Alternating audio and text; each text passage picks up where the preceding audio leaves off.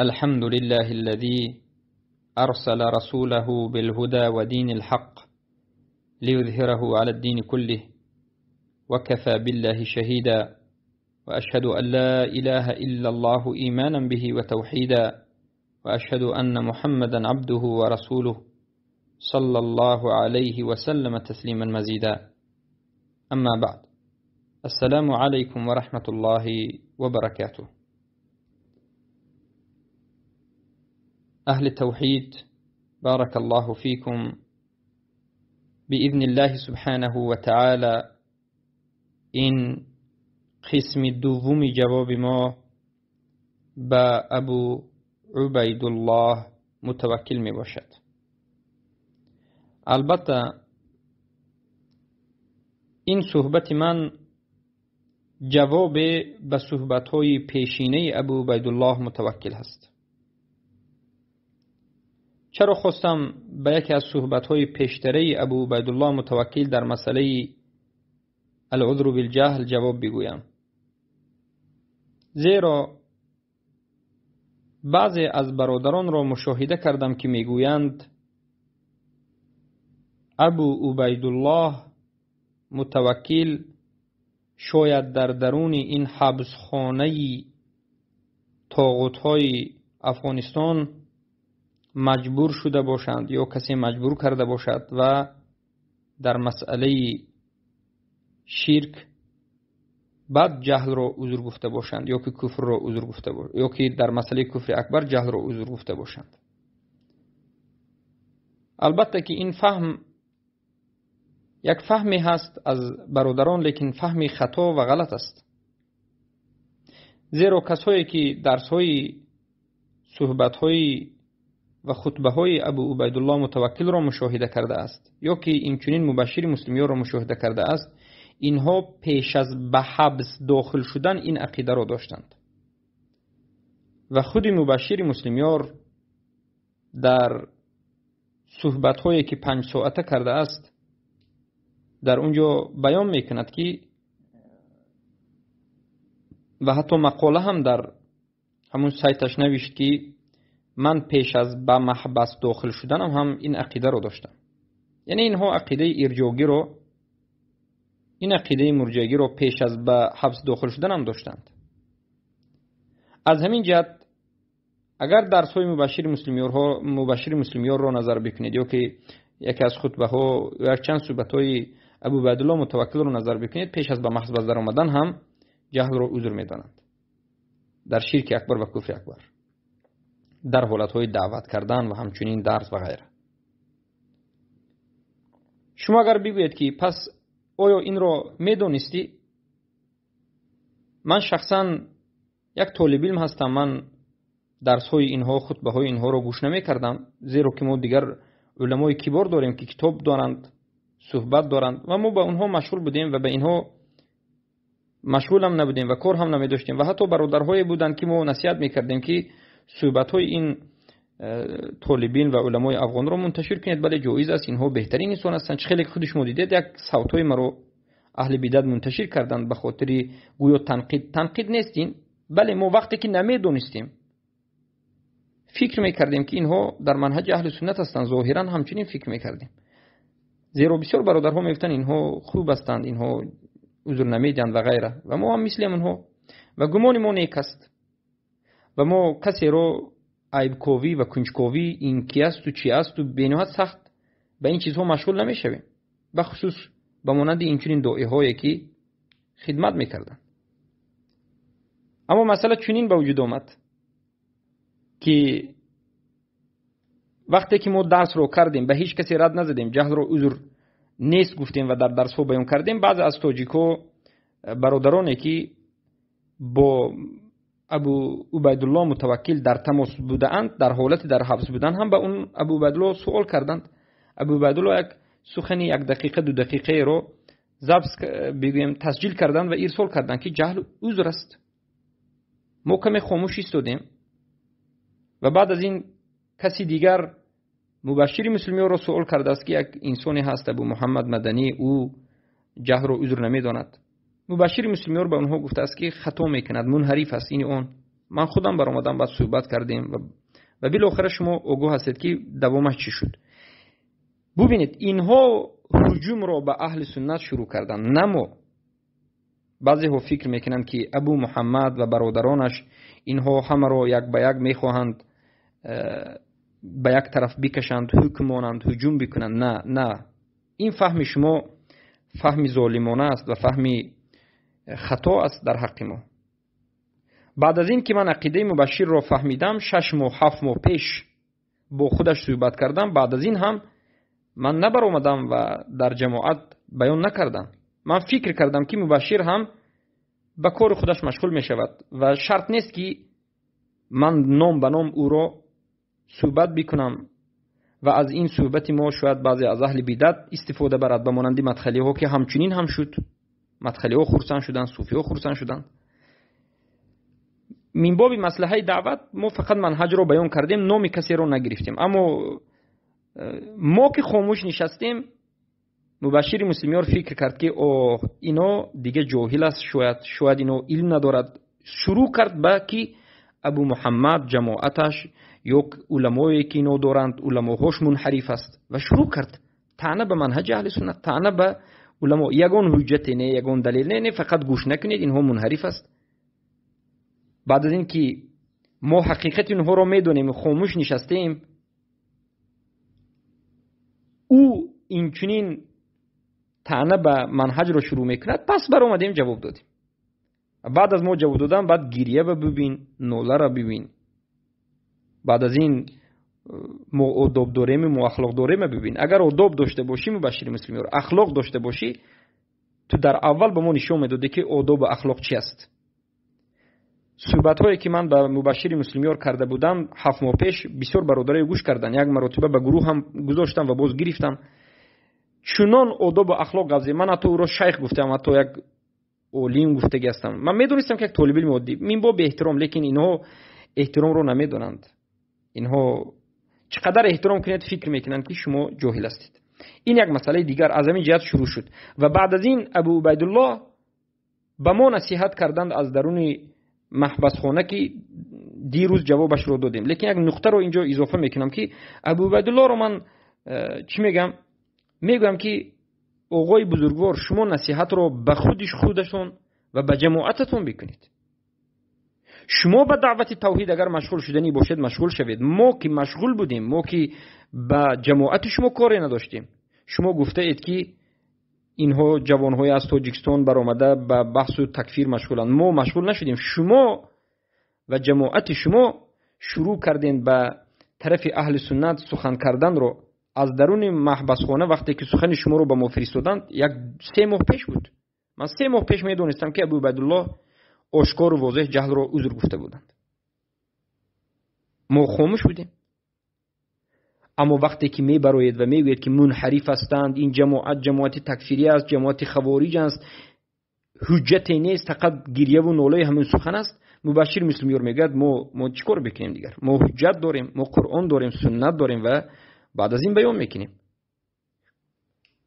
البته در اینجا بی حکمتی و در اینجا از منهج اهل سنت و الجماعت در راه بحث و مناظره هم دور شدن و خیانت از جانب مبشر مسلمیان و از جانب اینها دیده شد. لیکن الان صحبت من در این باره نیست. الان صحبت من در باره صحبت ابو عبیدالله متوکل که پیش از محبس در اومدن صحبت کردن. میگذاریم گوش بکنیم که چی میگن. حالا میگذاریم صحبت ابو عبیدالله متوکل را. در یوتیوب وجود دارد، همه میداند.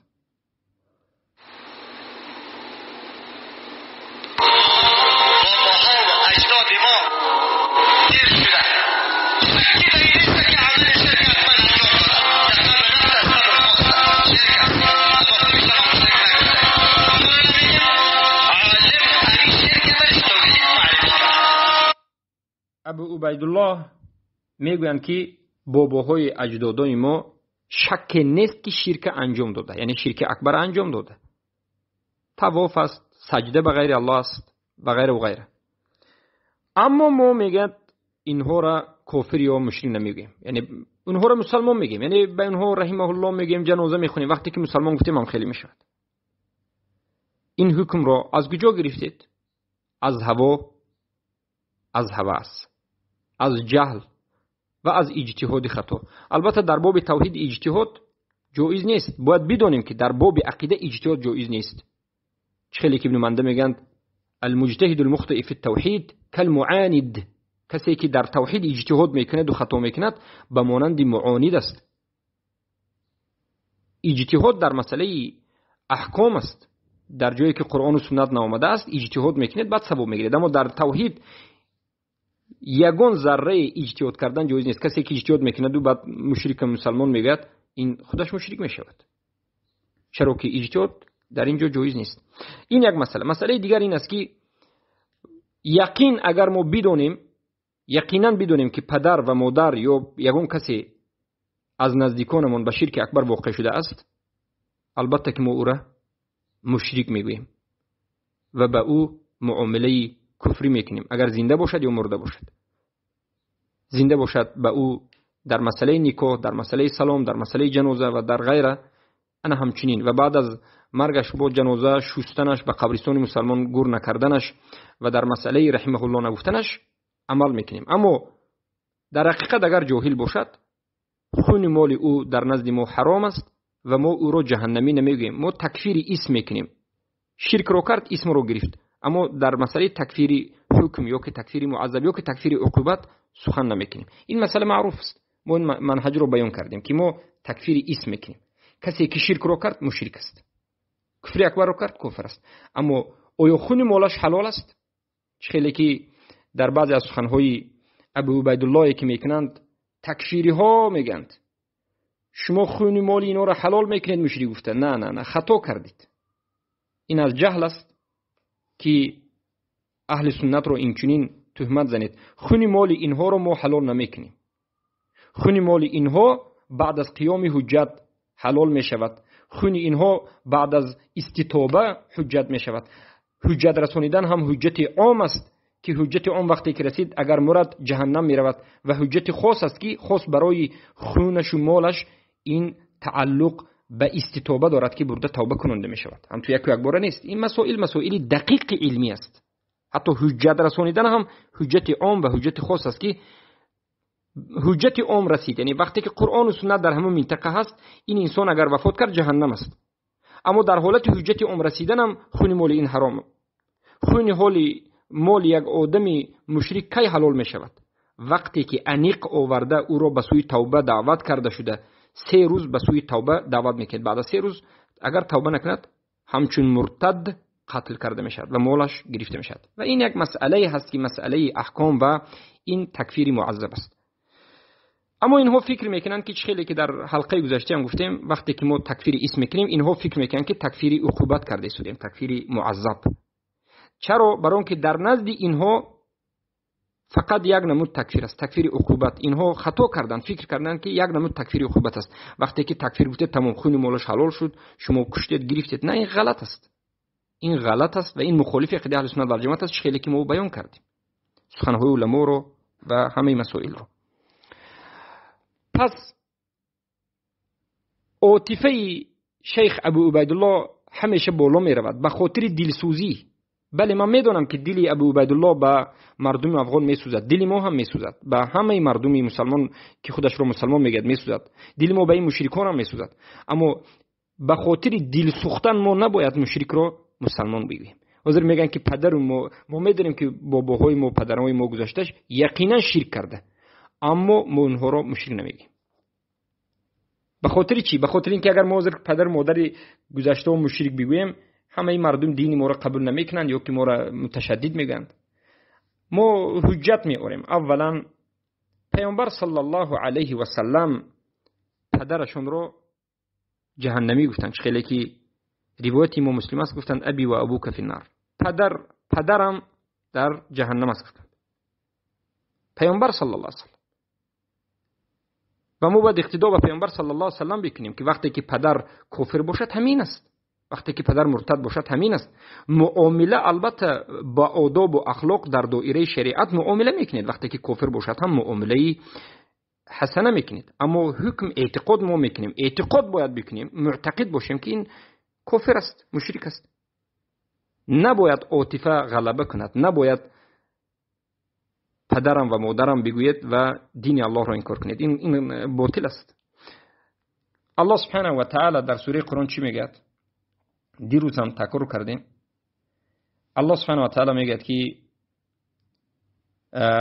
یا ایها الذين آمنوا لا تتخذوا آباءكم وإخوانكم أولياء إن استحبوا الكفر على الإيمان وما يتولهم منكم فأولئك هم الظالمون. البته دیروز این آیت رو به معنیش بیان کردیم. شاید اهل بدعت وقتی که به معنی بیان میکنیم آیت رو خطا خوندی اون بگند، لیکن بالعموم این آیت انمین است که میگویند بارک الله فیکم، سوره توبه 23: ای آنهایی که ایمان آوردید، پدرهایتان را و برادرهایتان را دوست خود نگیرید زمانی که آنها کفر را بر ایمان اختیار کردند، یعنی کفر را اختیار کردند، در حالت کفر اکبر و شرک اکبر هستند. شما اینها را به خود اولیو نگیرید. و اگر کسی از شما پدرش را و برادرش را دوستی بکند در حالت کفریش، شرکش، پس او ظالم است، از جمله ظالمان است. آشکار و واضح. اگر بگوید که نه این به پدر و مادری کفار اصلی است، البته خطا میکنید، زیرا که این عموم است. زیرا در آیت دیگر سوره بگویم بارک الله فیکم دیگر قرآن سوره مجادله آیت 22 آمده است. دیروز گفتیم که الله میگه لا تجد قوما یؤمنون بالله واليوم الاخر يؤدون من حاد الله ورسوله ولو كانوا آباءهم او ابناءهم او اخوانهم او عشيرتهم. یافت نمیشوند مؤمن ها، یعنی مؤمنا نیست، این خیلی مؤمن نیست که بگوید که من مؤمن به الله هم و به روز قیامت هم بگوید و بعد از این دوستی کند به دشمنان الله. این چنین مؤمن نیست، این دروغ است، این مسلمان نیست. کسی که خودش ایمان آورده به الله و رسول میگه و بعد از این دوستی میکند با دشمنای الله و رسول که خواه پدرش باشد یا پسرش باشد یا برادرش باشد یا خشت بارش باشد. اینو از آشکار و واضح میفهماند که کسی که مشرک است و کافر است از پدرت نزدیکترین انسانت است، از فرزندت است، از کسی نباشد تو او را حکم کافری میکنی. نوح علیه السلام فرزندشان را خواستند که به کشتی بگیرند نجات بیابد، گفتند این نبنی من اهلی، این فرزند من از اهلم است. البته که الله انکار کرد. در آیات در دوامش در یک چند آیات بعد میاد که انه عمل غیر صالح، انه لیس من اهلک، این از اهل تو نیست. ای نوح، این از اهل تو نیست. ببینید از فرزند نوح است لیکن از اهل تو نیست. گفتن چرا؟ الله گفت این از اهل تو نیست برای اینکه عمل غیر صالح، یعنی عملی غیر صالح است، به این معنی که این مشرک است، کافر است. بله معامله که یک آدمی که کافر است و بیگانه است و کسی که کافر است و پدر است یا مادر است معامله فرق میکند. شما اعتقاد باید کنید که مشرک است، اما معنی اینه ندارد که چخیلی که گفتیم شما معامله بد بکنید. البته که و این جاهدک علی ان تشرک بما لیس لک به علم و صاحبهم فی الدنیا معروف، یعنی معامله میکنید، دعوت میکنید، نیکی میکنید، اما اعتقاد باید داشته باشید که اینو مشرک است. شما اینو را مسلمان نمیگید. این است غلطی ابو عبیدالله متوکل که عاطفه به خاطر دلسوزی به خاطر مردم را به اسلام دعوت کردن یک قاعده نو برآوردند. پدر و مادرتون تکفیر نکنید، میدونن که مردم پدر و مادرش ناز میبیند، به خاطر مردم همین سخن را گفتند. این باطل است، ما قبول نداریم. منهج این مرجئه ها هست و از منهج اهل سنت و جماعت فرسخ دور است. این چنین چیزی وجود ندارد در منهج اهل سنت. دوام سخن، یک سخن خطرناکی ابو عبیدالله را میبینید. البته میگه عالم همین شرک عبادت گفته، فرقی ندارد عالم گفته یا نگفته. ما میگیم کسی که پیروی از عالم کرد و تقلید کرد، تقلید در شرک اکبر کفر اکبر عذر نمیشود. جاهلانه جهل عذر نیست، تقلید عذر نیست. یا کسی که تعویل کرده همین شرک کفر و عبادت گفته، همین شرک کفر و عبادت گفته، این هم عذر نمیشود و این به اجماع هست. در قرآن یگانه عذری که اومده اکراه هست یا اون چیزی که به معنای اکراه باشد، نوبچوی عقل. دوام سخن.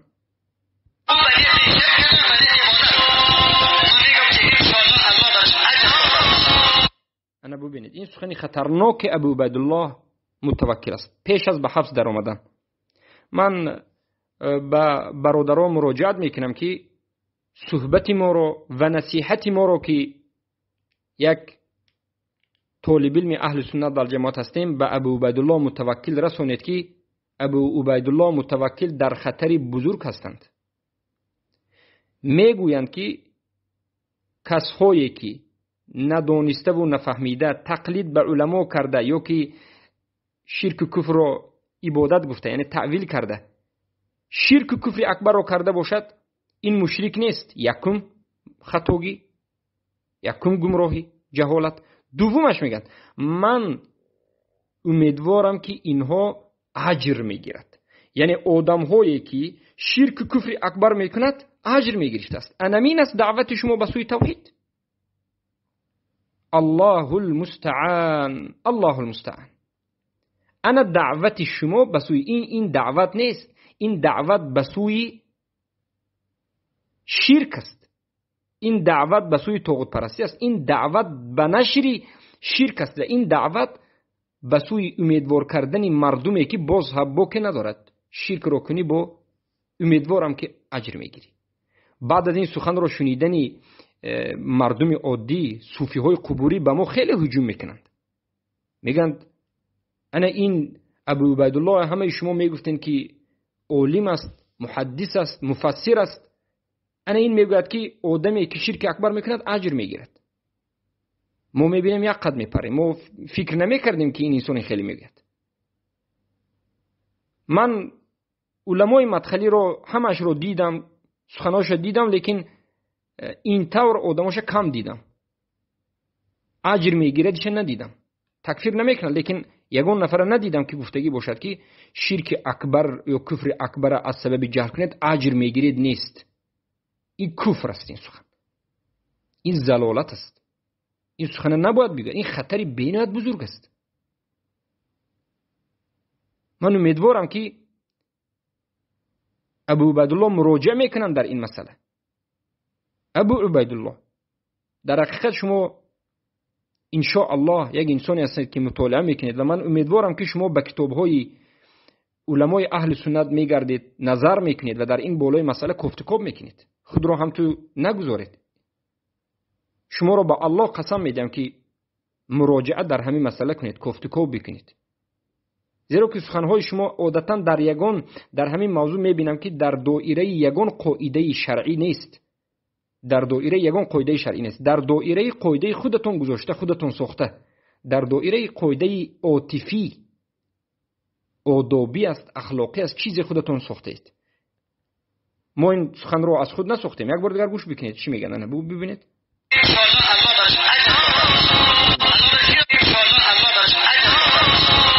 ان شاء الله الله براش اجر داده باشد. کمی پیشترش رو میگیم. امیدوارم میگن چی میگن.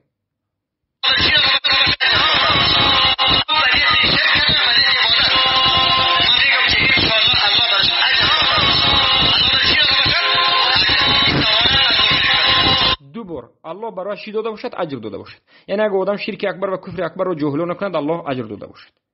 این دعوت نیست. این نبودن کفر به طاغوت است. این نابود کردن و زیر پا کردن ملت ابراهیم است. نابود کردن اصل دین است. مبارزه کردن و انکار کردن تمام دعوت رسول الله صلی الله علیه و آله است. هیچ کسی شرک اکبر را انجام داده اجر نگرفته است. این باطل است. عاطفی را بس بکنید و دین الله را از خود تحریف و تغییر نکنید. این جهالت است، این گمراهی است، این خیانت است. این دعوت به سوی شرک است. شرک اکبر را کند اجر میگرفته است. باور بکنید انمین است که ما پیش شما رو باید بگیریم. انمین غلو شما هست که ما باید پیش شما رو بگیریم. وگرنه شما دین الله را دیگر میکنید روز به روز. وقتی که شما دیدید که هیچ کسی به شما روبرو نشد، وقتی که دیدید که شما سخنتون آوازتون بلندتر است، شما فکر میکنید که چیزی خواهید میگویید و کسی در حق شما سخن بگوید خوارج است. الان عقیده شما، عقیده باطلیتون همین است که کسی از سبب جهل شرک و کفر کند اجر میگیرد. امیدوارید که شاید اجر بگیرید. ان شاء الله گفته است. الله خود ان شاء الله اجر میگیرد گفته است. و کسی که برای بگید که این باطل است، این خیلی نیست، میگید که خوارج است. خوارج است به خاطر دفاع نفس. کسانی که ابو عبیدالله پرست هستند، آیا شما به همین عقیده راضی هستید که کسی که شرک اکبر کفر اکبر رو کند اجر میگیرد؟ مبشر مسلمیور، این سوال به تو است که به من یک چند بار گفته بودی که ابو عبیدالله، عقیده ابو عبیدالله من یک چیز است، پس تو هم میگویی که کسی که شرک اکبر و کفر اکبر را در حالت جهالت بکند اجر میگیرد. باید علما اون چیزی که در قرآن و سنت و در منهج سلف آمده بگویند و وقتی که مخالف برآمدن البته باید جوابشون رو انتظار باشند. و این چنین امروز یک روز رسیده، یک وقت رسیده که علما باید حقیقت گپ را بگویند. علما باید موقف خود را معین بکنند که در کدام طرف هستند، با کی هستند، چهره واقعشون را معین بکنند. ما متاسفمون این است که بسیار علمایی که در بین این ملت فارس دیده شدیم، فارس تاجیک و افغان و اینا، بالعموم فارسی ها، اکثریت آسیب زده شده اند به آسیب چی؟ مرجعگی. از همین جهت که این ملت خراب شده، این امت فارس ها که امت مسلمان فارس است خراب شده، از جهت رافضه ها میلیون ها همه را گمراه کردند و رافضه شدند و رفتند. از جهت دیگر صوفی و قبوری و کلامی شدند و اشعری و ماتریدی شدند. از جهت دیگر طاغوت پرست شدند و از جهت دیگر بنام ملاهایی که سلفی، بنام شیخایی که محدث، بنام مفسرهای میبینید که میگد اجر میگیرد. کنی این علمای اهل سنت این ملت از همین جهت است که وقتی که ما میبریم سخن حق رو میگوییم به ما این طور تهمت های شدیدی میآید، زیرا که اکثریت مرجئه هستند. بسیاری علمایی که شما اونها را علما میگویید و به سر خود تاج سر کردید، اینها مرجئه هستند. این عقیده مرجئه و غلات مرجئه است. این عقیده غلات مرجئه است. جهم ابن صفوان نگفته است که من امید میکنم که شرک کند کسی ثواب میگیرد. این سخن را هیچ کسی نگفته است. سلف این امت این سخن را میشنیدن چیکار میکردن؟ خود شما میدونید که چیکار میکردن. پس چی لازم است این دین جدید سازی؟ الله المستعان. کجا شد ملت ابراهیم؟ کجا شد کفر بالطاغوت که ما دیروز در این مسائل وسیع‌تر سخن کردیم؟ نخود اینقدر مهربانی شما غلبه کرده باشد. از همین جهت ما میگیم که افراط و تفرید نکنید، غلو نکنید. به احساساتی داده شده شما شدید رفته غلو کرده خوارج نشوید و شما این چنین مهربان شده، ملایم شده و از سبب مهربانی نگویید که شرک اکبر کند اجر میگیرد. خوارج ها گناه کبیره را تکفیر میکنند، مرجئه ها شرک اکبر را کند اجر میگیرند. انا این محدث، انا این حالت مفسر، انا این حالت علمای فارس. بسیاری دیگر از علما است که صوفی است شما نمیدونید. بسیاری دیگریش هست که من دو سه دیگر اینها را میدونم که یک با عقیده های باطل دارند، روز به روز شاید کشوده شده ایستاده باشند. بسیار برادرای ایرانی یک دو علمای ایران را صحبت کرده بود و ما البته علما را میآموزیم، میبینیم که علمای ملتی فارس به نهایت در خطر هستند و به نهایت در مسائل عقیده ضعیف هستند، یا صوفی یا که اشعری، ماتریدی، کلامی، مرجئه.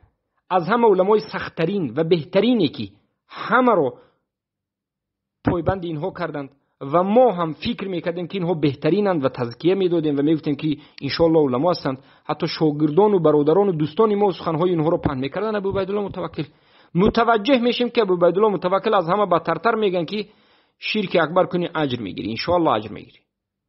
جهل که کردی انشاءالله اجر میگیری. این چی جهالت است؟ این چی بدبختی است؟ یک آدم اگر زنا رو از سبب جهالت کند اجر میگیرد؟ لااقل به سوی توبه دعوت کنید. خود شما به ما مراجعت کردید دو روز پیش که به سوی توحید دعوت کنید. پس این دلالت میکند که توحید رو نفهمیدید. حقیقتی گپ این است که شما نفهمیدید که چی از اصول است، چی از فروع است و از کجا باید شروع کنیم و در کجا به پایان رسانیم.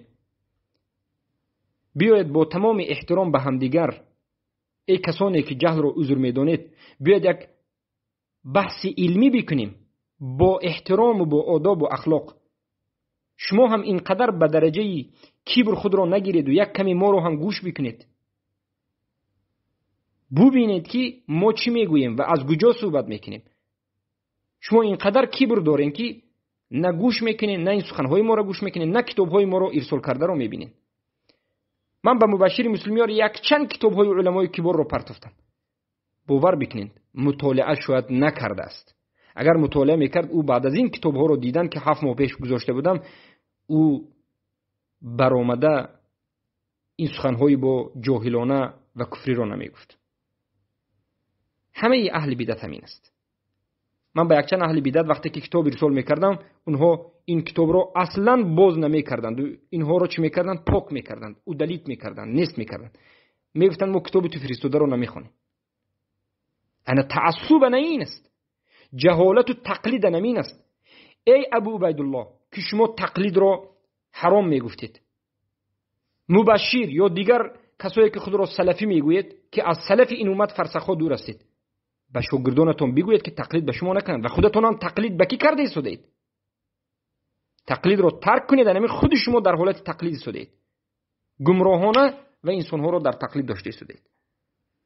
این مسئله بزرگ است، کوچک نیست که ما در این مسئله خاموش باشیم. دوام سخن آقا رو میبینیم چی میگن.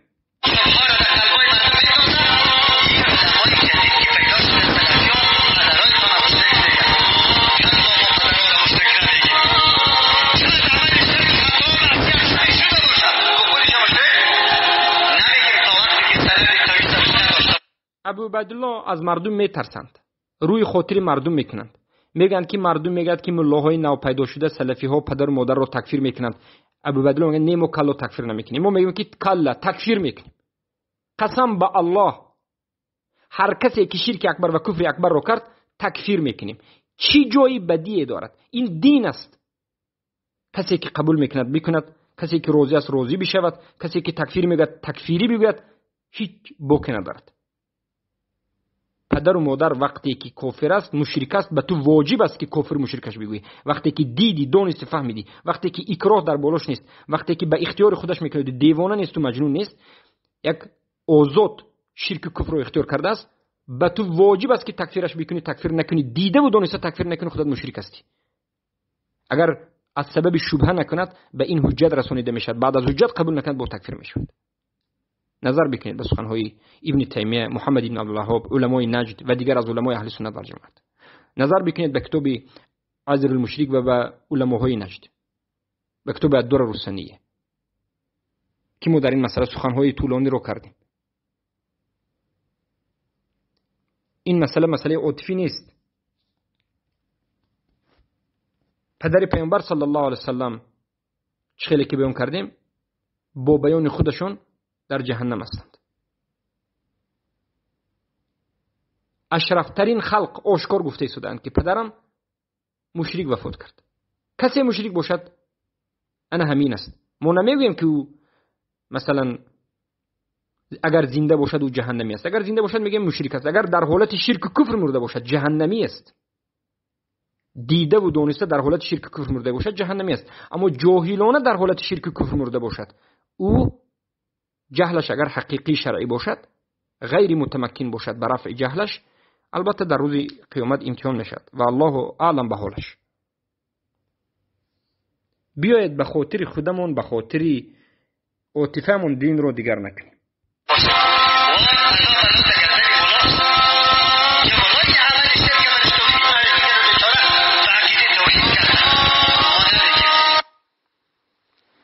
یعنی همه عیب در ملا است میگن. یعنی کسی که خوند و ملا شد، کسی که علم رو خوند، پس انمین احمق بوده است. از نظر مبشر مسلمیان، از نظر ابو عبیدالله و از نظر این مرجعه و از نظر مدخلی هایی که دیگر با هستند، از نظر حزبی ها نتیجه همین است که کسی که میخواند در حقیقت احمق بوده است و کسی که عالم میشد باز احمقتر بوده است، زیرا که هم به خاطر اینکه مردم رو خطا دعوت کرد جهنمی میشود، هم فهمید و با دیگر یگون چیزی دیگر کرد. همه مسئولیت در آدمی عالم بوده است. اما کسی که جاهل بوده است او هیچ مشکلی ندارد، جهل عذر است. هر کاری که کرد ان شاء الله اجر میگرفته است و جنت میرفته است. این جهالت است. این تحریف اسلام و تغییر اسلام است. از همین جهت امام شافعی میگن که اگر جهل عذر می بود در همه مسائل، پس آدم جاهل بهتر از آدم عالم میشد در همه مسائل. اما این طور نیست. ما کفر جهل داریم. از همین جهت نظر بکنید علامه به کتاب ابن القیم الجوزی در طریق الهجرتین طبقه 17 میگویند که یک آدم میگند اگر مشرک باشد از سبب جهل معاند نباشد، این آدم کافر جاهل است. کافر معاند نباشد کافر جاهل است. ما دو نمود کفر داریم که یک نمود کافری است که دیده و دانسته کافر می شود و معاند است، و یک نمود کافر داریم که کافر جاهل است، نفهمیده کافر می شود. اینها مشکلشون همین است که این علماها در باب جهل و عذر دادنی ها، مرجعه ها، اینها فقط کافر معاند را، یعنی کافری که علم داشته باشد و در اساس علم اگر کفر رو کند بعد کافر میشن، نگن کافر جاهل رو قبول ندارن و خوارج میگن. ابن القیم الجوزی هم در نزد اینها خوارج است. همه علما و همه سلف صالح خوارج است. علمای کباری که در همین زمان خودمون هستن لااقل نظر بکنید. در همین یوتیوب سبحان الله علما هستن. من به جوانهای فارس و به جوانهای بگیم تاجیک و افغان نصیحت من همین است که در مسئله عذر شدن جهل یا نشدنش و در مسئله عذر المشرک، کسی که عذر میدهد مشرکین رو کوفتکو بکنید. مسئله بین رکن توحید است، خطرناک است. علماهای کبار رو یک بار نظر بکنید. به زبان عربی وجود دارد. طالب علم ها رو طلب بکنید که به شما ترجمه کنند به زبان فارسی بدین، که همه علمای کبار اهل سنت و جماعت جهل رو عذر نمیدانند. حتی سخنهای علما درباره عذر المشرک شدید رفته است. عذر المشرک رو ما یک چند بار بیان کردیم. پس انا همین است عاقبت اینها. انا همین است عاقبت ترک کردن منهج اهل سنت و جماعت. پس برادران، ما شما رو دعوت میکنیم به سوی الله پرستی، به سوی ترک تقلید در توحید، به سوی آموزش و به سوی علم و به سوی معرفت و حکمت. بله، ابو عبیدالله متوکل خطا کردند. ما امیدواریم که مطالعه میکنند، میفهمند. ان شاء الله دعا میکنیم که الله هدایتشون بکند. اما شما دیده و دانسته در این مسئله گستاخی نکنید و در این مسئله بعد از حجت ها رو فهمیدن باز سرکشی نکنید که خود رو به ابو عبیدالله مثلا پیروی کرده و این و اون. این درست نیست. این از منهجی باطل است. بارک الله فیکم. و با همین این صحبت رو به پایان میرسونیم. سبحانك اللهم بحمدك اشهد ان لا اله الا انت استغفرك.